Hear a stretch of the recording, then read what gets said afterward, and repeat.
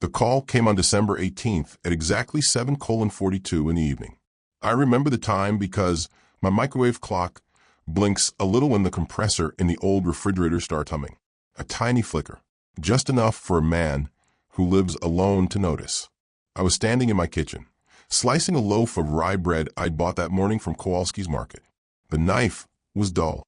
The crust kept tearing instead of cutting cleanly. My phone buzzed on the counter. Daniel. My son rarely called in the evenings unless he needed something. I wiped my hands on a dish towel and answered. Evening, Danny. A pause. Too long for a normal greeting. Hey, Dad. His voice had that careful tone people use when they're about to explain something unpleasant, but want to pretend it's reasonable. Behind him, I could hear faint music. Christmas music. Something orchestral. Probably one of those playlists Melissa liked to put on whenever guests were coming. How are things? I asked. Oh, busy. Holidays. Kids. Life. Another pause. I leaned against the counter and looked out the kitchen window. Snow had started falling about an hour earlier. Soft flakes drifting under the yellow glow of the backyard light. Daniel, I said gently, what's going on? He exhaled slowly. Dad, listen. I wanted to call you before you made any plans for Christmas. I smiled faintly. Too late for that. On the table behind me sat a cardboard box with 3 neatly wrapped gifts. One for Daniel, one for Melissa, and one for my grandson Tyler. An expensive drone I'd spent half an afternoon researching online. What kind of plans? I said. Well, I heard another voice in the background. Melissa's. Muffled, but unmistakable. Daniel lowered his voice. So, Melissa's parents are coming into town this year. That's nice, I said. They're staying with us. That's also nice. The silence stretched. Finally, he said it. They're kind of traditional about the holidays. I waited, and they prefer a smaller gathering this year. Just immediate family. The words hung in the air between us like frost. I glanced around my kitchen. The chipped ceramic mugs Eleanor and I had bought on a trip to Vermont in 1998. The old red kettle. The refrigerator door covered with magnets and grocery lists. Eleanor used to say a house remembers things even when people forget. Immediate family, I repeated. Yeah, and I'm not included in that. Dad, it's not like that. I laughed softly. No, Daniel, it's exactly like that. He rushed on quickly. Look, we can do something the weekend after. Maybe lunch. Or you could stop by New Year's Day. The kids would love that. The kids. Tyler hadn't called me once this year. I picked up the bread knife again and turned it slowly in my fingers. Daniel, I said quietly. Do you remember May 14, 2018? What? May 14th. I know. Why? That was the day I wired $72,000 to First National Bank. Silence. For your house, I added. Oh, Dad, come on. We've talked about that. Yes, I said. We have. In fact, we talked about it many times. The down payment had been $120,000. I'd covered more than half. Then there was the kitchen renovation, $38,000 in September 2019, and the 14 mortgage payments during Daniel's temporary unemployment phase in 2021, $2,870 each. I kept records. Old habits from 40 years as an accountant don't disappear easily. Dad, Daniel said carefully, what do they have to do with Christmas? I looked again at the falling snow outside. Nothing, I said, and that was the truth. Christmas had nothing to do with it. What it had to do with was a particular clause in a loan agreement signed in a bank office on May 16th, 2018 at 11:20 a.m. A clause most people never read, but I had. I set the knife down and wiped a crumb of rye bread from the counter. Well, I said calmly, if that's what Melissa's parents prefer, who am I to argue with tradition? Relief flooded his voice instantly. Thanks, Dad. I knew you'd understand. Oh, I understand perfectly. We said our goodbyes. The line clicked dead. For a long moment, I stood in the quiet kitchen, listening to the refrigerator hum and watching the snow fall outside. Then I reached for my phone again and dialed a number I hadn't used in almost 4 years. Margaret? I said when the line connected. Yes. This is Robert Hale. A pause. Robert? My goodness. Everything all right? I looked at the old folder sitting in the drawer beside the stove. Inside it were copies of bank transfers, loan documents, and a mortgage guarantee agreement worth $214,000. Yes, I said calmly. Everything is perfectly all right. Another pause. Then I added, but I believe it's time we review the status of a certain mortgage. If you believe older voices still matter, support this channel with a like and a subscription. Margaret had been my banker for almost 20 years. Back when Eleanor was still alive, she used to joke that Margaret knew more about our finances than our children did. At the time, it felt like a compliment. Now it felt like foresight. The next morning, December 19th, I woke at my usual hour, 6:03 a.m. Old habits. When you spend 45 years balancing ledgers and auditing accounts, your mind never quite stops organizing numbers. Even retirement doesn't change that. The body slows down, but the arithmetic keeps ticking somewhere behind the eyes. I made coffee the same way I had every morning since Eleanor passed away. Water first, 2 scoops of ground beans, French press. The kettle whistled at exactly 6:11. Outside the kitchen window, the snow from the night before had covered everything in a clean white sheet. The maple tree in my yard looked like someone had dusted it with powdered sugar. I carried my mug to the small oak table by the window and opened the drawer beside it. Inside was a folder, gray, slightly worn at the edges, the kind of cheap office folder every accountant has handled 1,000 times. Except this one held $214,000 worth of memories. I spread the documents across the table. Wire transfer confirmation, May 14th, 2018, $72,000. First National Bank to Lakeside Mortgage Services. Memo line, down payment assistance. I remembered that day clearly. Daniel had been standing in my living room, nervous, excited, holding a glossy brochure from a real estate agency. "Dad's perfect," he'd said. "For bedrooms, good school district. Tyler will grow up there." The house had cost $640,000. They didn't have enough saved for the down payment. Melissa's parents had other investments tied up, as she put it. So Daniel came to me. I took another sip of coffee and looked at the next document. Personal loan agreement, $48,000, issued June 2nd, 2018. That money had gone toward closing costs, moving expenses, and a few unexpected fees that always appear when young couples buy houses slightly above their means. I remembered sitting across from Daniel at my kitchen table while he signed the promissory note. "Dad, you don't have to do all this," he'd said. But he didn't stop signing. Children rarely refuse help when it arrives in neat, official-looking paperwork. I flipped to the next page. A spreadsheet I'd printed myself. 14 entries. Mortgage payment assistance, 2021. January, $2,870. February, $2,870. March, $2,870. April, $2,870. May, $2,870. June, $2,870. July, $2,870. And so on. 14 months total. $40,180. That had been during Daniel's career transition, which mostly meant he'd quit his sales job after an argument with his manager and spent a year exploring opportunities. Meanwhile, the mortgage still arrived every month like clockwork. Banks are wonderfully consistent that way. My coffee had gone cold. I didn't notice until I took another sip. Across the table lay the most important document of all. 2 pages. Dense legal language. Mortgage guarantee agreement. May 16th, 2018. Margaret had insisted on it. I could still hear her voice in that quiet office at First National. "Robert," she had said, folding her hands on the desk, "if you're providing this much capital, you should protect yourself." "Oh, it's family," I'd replied. Margaret gave me the same patient look she used when explaining compound interest to impatient clients. "Family," she said gently, "is exactly when people forget paperwork. So we created a structure. Technically speaking, Daniel and Melissa had their mortgage through Lakeside. But the secondary financing, my money, was tied to a conditional guarantee, a small clause buried on page 2. I tapped that clause lightly with my finger. It allowed the guarantor, that would be me, to revoke the guarantee under certain conditions. Most people never trigger it. Most families never needed to. At 9:18 a.m., my phone rang. Margaret. Good morning, Robert, she said. I reviewed the file. And, well, she hesitated slightly.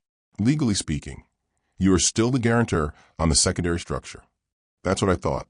If you withdraw that guarantee, she continued carefully, Lakeside Mortgage would be required to reassess the loan risk immediately. Meaning their refinancing process would stop, and the bank could require additional collateral or accelerated repayment. I leaned back in my chair and looked out at the quiet winter street. A man was walking his dog past my house, the animal bounding happily through the snow. Margaret, I said. Yes. Do you know why Daniel called me last night? No. He told me not to come for Christmas. There was silence on the line. Then she said softly, I see. I looked again at the clause on page 2. One paragraph. 8 lines. Powerful little sentences. I'm not angry, I said calmly. That wasn't entirely true, but it was close enough. I'm just adjusting my financial exposure. Margaret sighed quietly. What would you like me to do? I closed the folder. Outside, the snow kept falling. Slow, steady, indifferent. Margaret, I said, please notify Lake City that I'm withdrawing my mortgage guarantee effective immediately. There was a pause. Then she answered, understood. And somewhere 20 miles away, a very comfortable suburban house had just become a very nervous bank's problem. The strange thing about betrayal is that it rarely arrives with shouting. More often it comes quietly, wrapped in polite words, reasonable explanations, soft voices that pretend nothing important has changed. 3 days passed after my call with Margaret. December 20th. Then the 21st. Snow kept falling in thin, lazy sheets that never quite stopped. My street looked like a postcard. White roofs, frosted trees, Christmas lights blinking in careful suburban rhythm. Life outside remained festive. Inside the banking system, however, things had already begun to move. Banks dislike uncertainty the way accountants dislike missing numbers. On the morning of December 22nd, at precisely 10:14 a.m., my phone buzzed. Daniel. I was in the garage at the time, trying to fix the hinge on an old wooden toolbox. The metal bracket had rusted through sometime last year, but I never threw things away if they could be repaired. Eleanor used to tease me about that. Robert, she'd say, one day you'll repair the entire world with spare screws. The phone vibrated again. I wiped my hands on a rag and answered. Morning, Danny. His voice sounded different this time. Tight. Dad, did you talk to the bank? I leaned against my workbench. Which bank? Lakeside Mortgage. I looked down at the toolbox hinge. Well, I said calmly, I might have had a small conversation. Silence. Then his voice came back, sharper. They froze our refinancing application. That's unfortunate, Dad. Now, there was no politeness left. The bank says the guarantee on the secondary financing was withdrawn. That sounds like something a bank would notice. You're the guarantor, he said. They said you initiated it. I picked up a screwdriver and turned it slowly in my fingers. Daniel, I said, do you remember when you lost your job in 2021? What does that have to do with anything? You called me on a Tuesday night, around 11, said you couldn't make the mortgage payment. I paid you back. I didn't argue, not because he was right, but because arguing about numbers with someone who refuses to see them is like explaining gravity to a falling rock. The point, I continued gently, is that I helped when you needed it. We're not talking about that. No, I said quietly. We're talking about Christmas. His breathing grew heavier on the line. Dad, this is serious. The bank says our loan profile changed overnight. I imagine it did. They're asking for additional collateral. That didn't surprise me. Banks love collateral. Without my guarantee, the risk profile of Daniel's mortgage had shifted just enough to make someone in a gray office raise an eyebrow. Dad, he said slowly, did you do this because of the Christmas thing? I looked out the garage window. Across the street, my neighbor Mrs. Holloway was hanging a wreath on her front door. Her golden retriever sat in the snow, watching her like a loyal statue. People preparing for family gatherings, warm kitchens, crowded tables. No, I said, and for the second time that week, that was almost a truth. I did it, I continued, because financial agreements should remain balanced. Balanced, he repeated. Yes, you're punishing us. I finally laughed, not loudly, Just once. Daniel, I said, if I were punishing you, you'd know. Silence again. Then more quietly, what do we do now? That question hung in the cold air between us. It was the first honest sentence he had spoken. Your bank will explain your options, I said. And you? I tightened the final screw in the toolbox hinge. Well, I said calmly, I suppose I'll be having a very quiet Christmas. And before he could say anything else, I ended the call. On the morning of December 23rd, I drove to the grocery store. Old people go to grocery stores the way younger people scroll through their phones. Slow, without urgency, observing small details nobody else notices. The parking lot at Kowalski's was chaos. Minivans circling like sharks.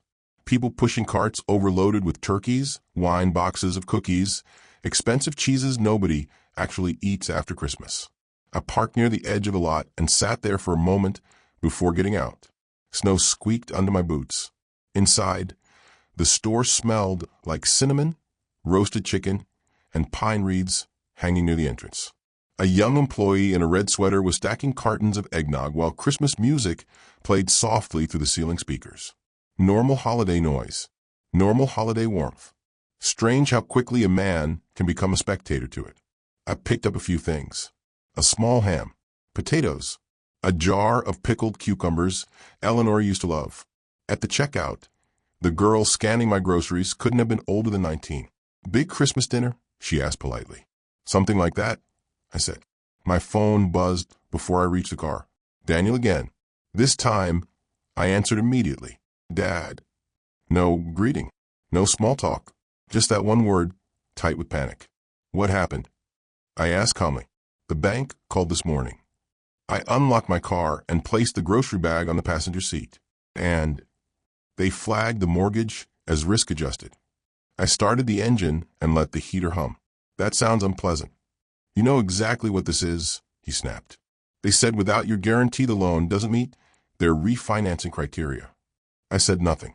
They also said, he continued, voice rising, that if we can't provide additional backing within 30 days, the bank may restructure the loan terms. That was banker language for something very simple. Higher interest, higher payments, pressure. Melissa's freaking out, he added. I imagined her perfectly. Melissa, like control, clean plans, predictable finances. Banks removing safety nets tend to disturb people like that. What do you want me to do? I asked. You need to call him back, he said immediately. Why? Because this whole situation is insane.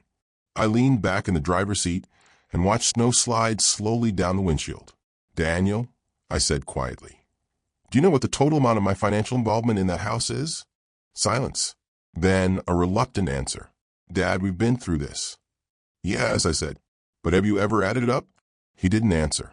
So I did it for him. $72,000 for the down payment. $48,000 for closing. $40,000 in mortgage assistance. I paused. That's $160,000, Daniel. The line went completely quiet. Finally, he said, you helped us because you wanted to. Yes. And now you're using it against us. No. I turned off the engine. Now I'm simply no longer pretending it was a gift. Another long silence followed. Then slowly, what do you want? For the first time since the Christmas call, the conversation had reached the only question that mattered. I picked up the grocery bag and stepped out of the car. Snow fell softly onto my coat. I don't want anything, I said. Then why are you doing this? I walked toward my front door. Because sometimes the truth deserves proper timing. And Christmas Eve was tomorrow. Daniel, I said finally, why don't you come over tonight? He hesitated. Tonight? Yes. And Melissa? If she likes. I unlocked the door and stepped inside my quiet house. The hallway still smelled faintly of the pine candle Eleanor used to light during the holidays. Let's sit down, I said. And for once in your life, I hung my coat slowly.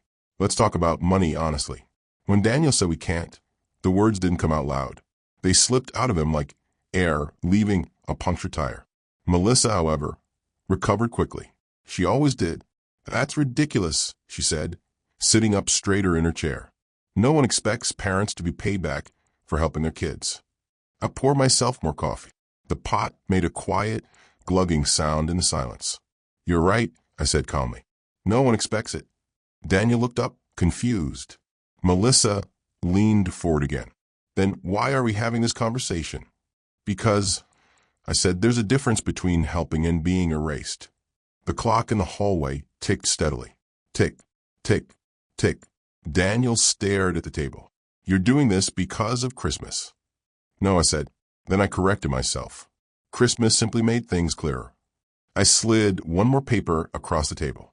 It was the final document in the folder. The mortgage guarantee agreement. Melissa skimmed it, her eyes moving quickly over the paragraphs until they reached the clause on page 2. The same clause Margaret and I had discussed. Her expression changed.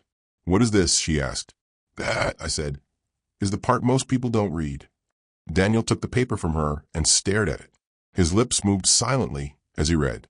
Then his shoulders dropped. You can revoke the guarantee, he said slowly. Yes. And the bank can demand additional security. Yes.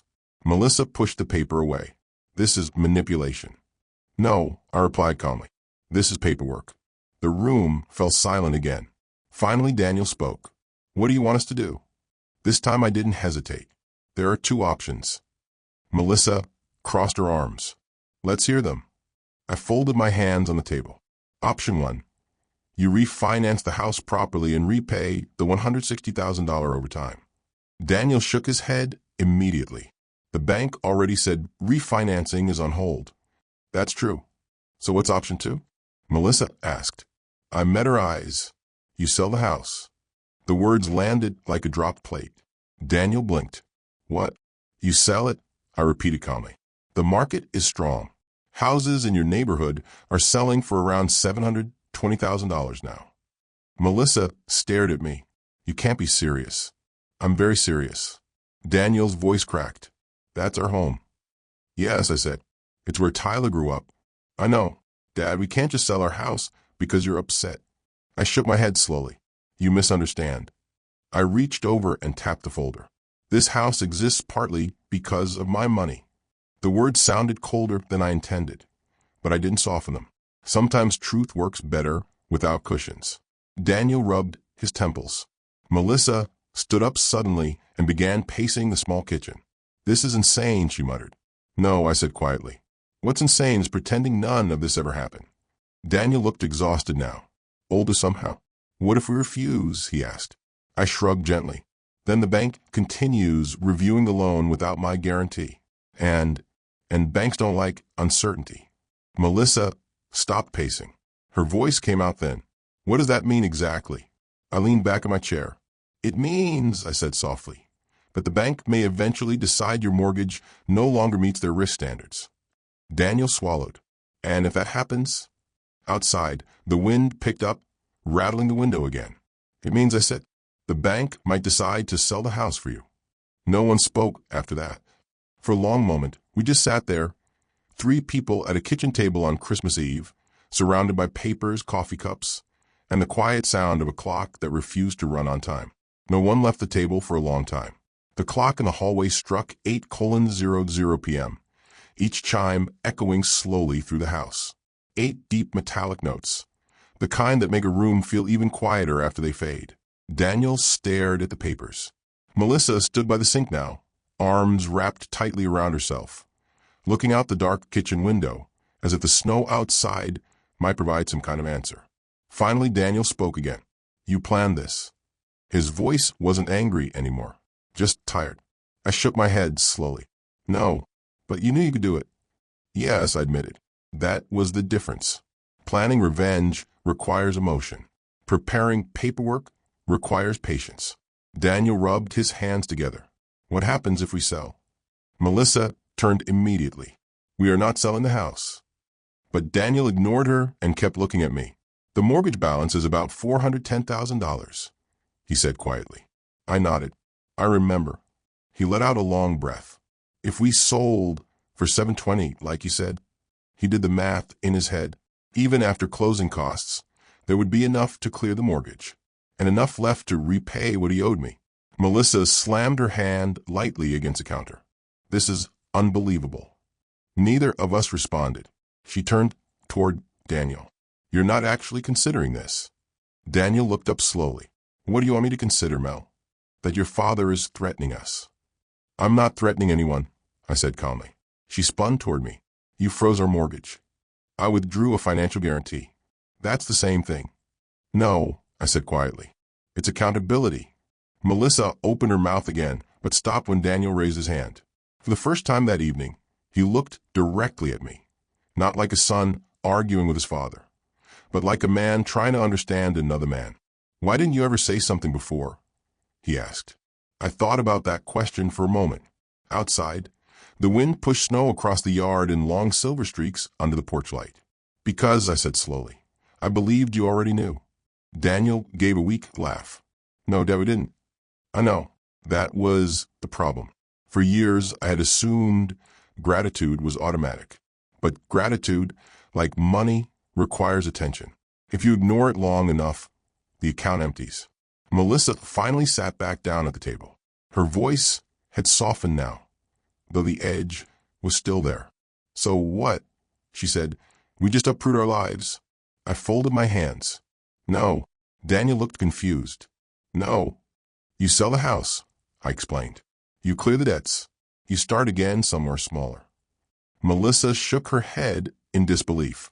"You're asking us to downgrade our entire life." I met her gaze. "I'm asking you to live within it." That sentence stayed in the room like a weight. Daniel leaned back in his chair. For the first time all evening, his posture changed. The tension in his shoulders eased slightly. "Dad," he said quietly, "if we sell and pay you back?" "Yes." "Is that the end of it?" I didn't answer immediately. Instead, I stood and walked to the window. Snow was still falling. Soft, steady, the kind of snowfall that covers everything evenly. Roofs, streets, mistakes. Finally, I turned back toward them. "Yes," I said. Melissa narrowed her eyes. "And if we don't?" I looked at the folder on the table, then at Daniel, then at the quiet house around us. "Then," I said calmly, "the bank will finish the conversation we started." Daniel and Melissa left at 8:47 p.m. I remember the time because the snow had started falling harder by then. Thick white flakes drifting under the yellow porch light. Daniel stood on the steps for a moment before walking to the car, like a man trying to remember something he'd forgotten long ago. Melissa didn't look back. The SUV reversed slowly out of the driveway and disappeared down the quiet street, its red taillights fading into the snow. And just like that, the house was silent again. I went back into the kitchen. 3 coffee cups sat on the table, 2 still untouched. I poured the rest of the coffee into the sink and rinsed the cups one by one. The hot water fogged the small window above the sink, blurring the dark yard outside. Cleaning has a strange effect on the mind. Simple movements, familiar rhythms. Plate, cup towel. Plate, cup towel. Eleanor used to say you could solve half the problems in life just by washing dishes slowly enough. By 10:15 p.m., the house was tidy again. The gray folder returned to its drawer. The ham wrapped in foil in the refrigerator. The kitchen light turned off. I carried a small glass of whiskey into the living room and sat in Eleanor's old armchair. The Christmas tree stood in the corner, nothing extravagant, just a modest artificial tree I'd been using since 2009. The ornaments were older than that. Tyler's kindergarten snowman, Daniel's crooked wooden star from 2nd grade, and one delicate glass ornament Eleanor had bought during our trip to Quebecent 1987. Family history hanging quietly from plastic branches. For a while, I just sat there watching the lights blink. Blue, red, gold. Outside, snow kept falling. Around 11:30 p.m., my phone buzzed. "Daniel." I let it ring once before answering. "Hello." His voice sounded different again. Not angry, not panicked, just tired. "We're going to sell the house." The words came slowly, like they had weight. I nodded to myself, though he couldn't see it. "I think that's wise." Melissa's voice came faintly in the background. They were arguing quietly, the way couples do when the fight has already burned itself out. Daniel spoke again. "The realtor says we could list it right after New Year's." "That makes sense. And when it sells, we'll repay everything." I took a sip of whiskey. "I'm not charging interest." Another pause. "Dad." "Yes." "I'm sorry about Christmas." I looked at the quiet room around me. The blinking tree. The empty couch. The soft ticking of Eleanor's clock. "Don't be," I said gently. "You gave me something much more valuable." "What?" Clarity. He didn't answer right away.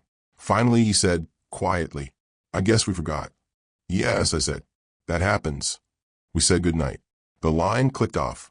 A few minutes later, midnight arrived, and Christmas Day began the way it does every year, quietly, without asking anyone's permission. I finished my whiskey and turned off the tree lights. The room fell into darkness, lit only by the pale reflection of snow through the window. For the first time in many years, I felt something unexpected. Peace. Because sometimes the warmest Christmas dinner isn't the one surrounded by family. Sometimes it's the one where every debt in the room has finally been named. And that Christmas, for the first time in years, I finally celebrated something honest. A family account that was no longer in the red. If you believe older voices still matter, support this channel with a like and a subscription.